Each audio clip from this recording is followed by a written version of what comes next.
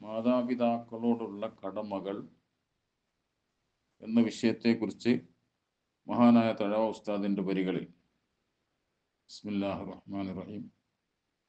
മാതാപിതാക്കൾക്കെപ്പോഴും ഗുണം ചെയ്യണേ, ഖുർആന്റെ കൽപ്പനയാണിതെന്ന് നീ ഓർക്കണേ.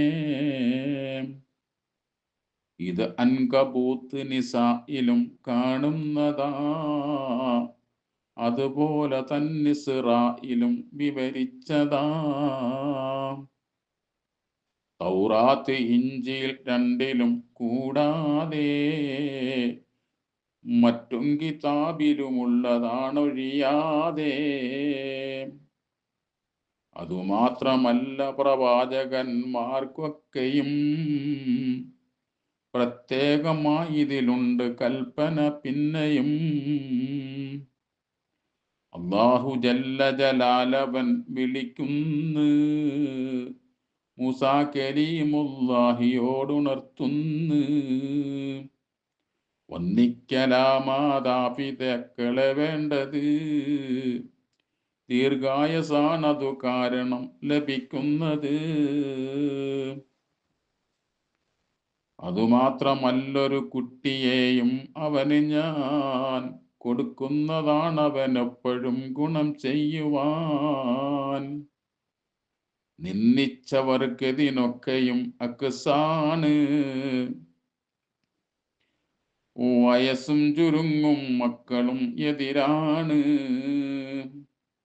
നോക്കാം നിനക്കത് തുഹഫത്തിൽ ഇബാദത്തിൽ കാണുന്നതാണത് വ്യക്തമായി പേജ് 50. അവർക്കെപ്പോഴും ഗുണം ചെയ്തിരുന്നാൽ നേട്ടമാ, ഐശ്വര്യം അതിനാൽ വന്നിടും നബി വാക്യമാ. അതുപോലെ തന്നെ ജിഹാദിനേക്കാൾ ശ്രേഷ്ഠതാ അതിനുള്ളതാണെന്നും ഹദീസിൽ വന്നതാ. അവരിരുവരെയും തൃപ്തരാക്കൽ വേണ്ടതാ, റബ്ബിന്റെ തൃപ്തിയും എപ്പോഴും അതിലുള്ളതാ എന്നുള്ളതും നബി മുസ്തഫ പറയുന്നതാ. ഖുർആനി റിപ്പോർട്ടുള്ളതായി കാണുന്നതാ. അവർക്കെപ്പോഴും നീ കീഴ്വഴക്കം വേണ്ടതാ, സ്വർഗത്തിലേക്കൊരു ബാബുടൻ തുറക്കുന്നതാ. ഒരു ചീത്ത വാക്കവരെ പറഞ്ഞാൽ പിന്നെ അല്ലാഹു അവനെ ശപിച്ചിടുന്നതു തന്നെ എന്നുള്ളതും നബി ത്വാഹ തന്നെ പറഞ്ഞതാ. അത് ഇബ്നുൽ ഹിബ്ബാൻ തൻ സ്വഹീഹിൽ വന്നതാ.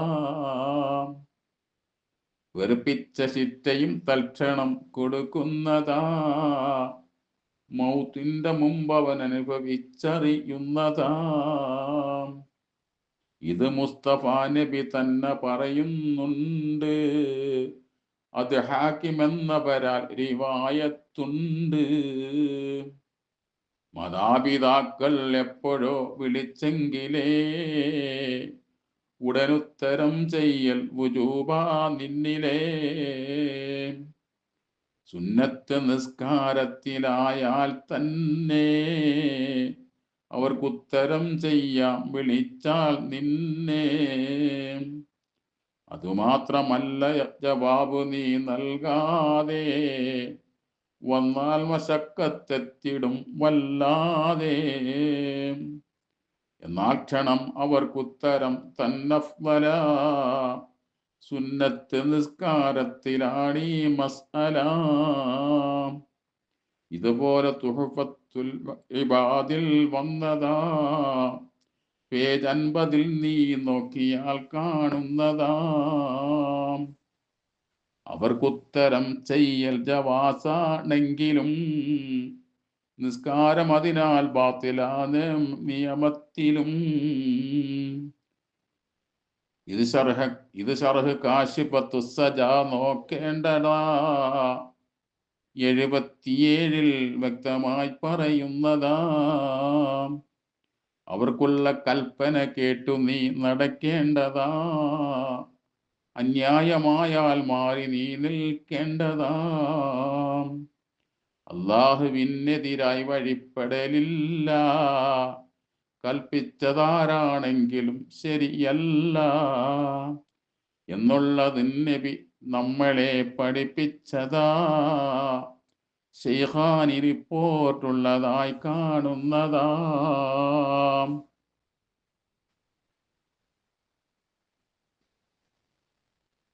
ശുബഹത്തിലാണ് അവർക്കുള്ള കൽപ്പന വന്നത്, എന്നാൽ വുജൂബാണ് അതും കേൾക്കേണ്ടത്.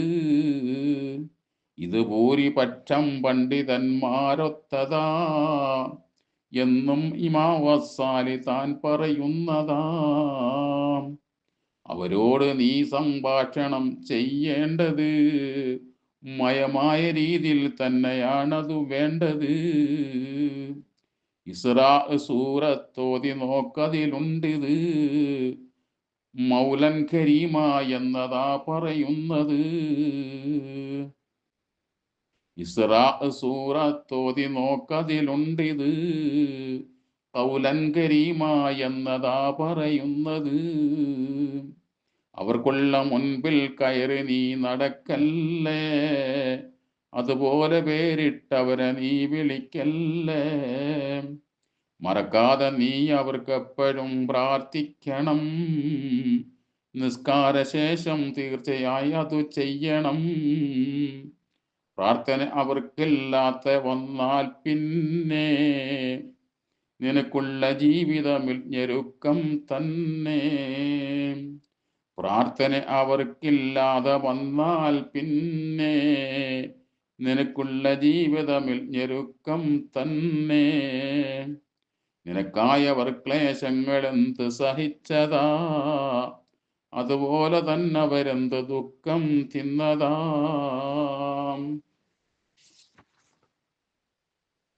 നിനക്കുള്ള രോദനത്താൽ അവർ വിങ്ങുന്നതാ, കരയാത്ത കണ്ണും കരകവിഞ്ഞൊഴുകുന്നതാ. നീ രോഗിയായാൽ നൊമ്പലം അവർക്കുള്ളതാ, കൈത്തണ്ടയിലിട്ടവരെന്ത് താരാട്ടുന്നതാ. നിനക്കുള്ള പുഞ്ചിരി കണ്ടവർ രസിക്കുന്നതാ, ഒലിക്കുന്ന ചുണ്ടിൽ തന്നവർ മൂത്തുന്നതാ. നിനക്കുള്ള പുഞ്ചിരി കണ്ടവർ രസിക്കുന്നതാ, ഒലിക്കുന്ന ചുണ്ടിൽ തന്നവർ മുത്തുന്നതാ. അവർക്കുള്ള നെഞ്ചും മെത്ത പോൽ വിരിച്ചിട്ടതാ, നീ എത്ര കാലം അതിൽ കിടന്നു സുഖിച്ചതാ. കാണേണ്ട സമയം തെറ്റിയാൽ ക്ഷമയറ്റതാ, ഹബിസിൽ അവർ അകപ്പെട്ട പോൽ തോന്നുന്നതാ.